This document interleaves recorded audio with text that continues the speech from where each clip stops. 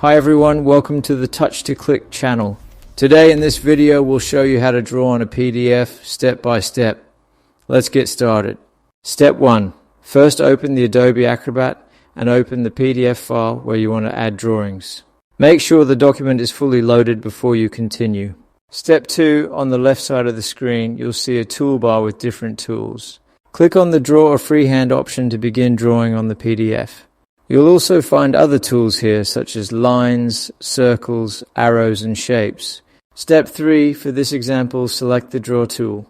You can now freely draw on the PDF using your mouse or touchpad. Step 4. At the bottom of the toolbar, you'll see options to customize your drawing.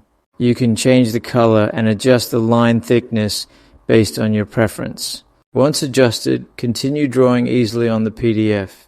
You've successfully learned how to draw on a PDF. Thanks for watching, and don't forget to subscribe to Touch to Click for more helpful tech tutorials.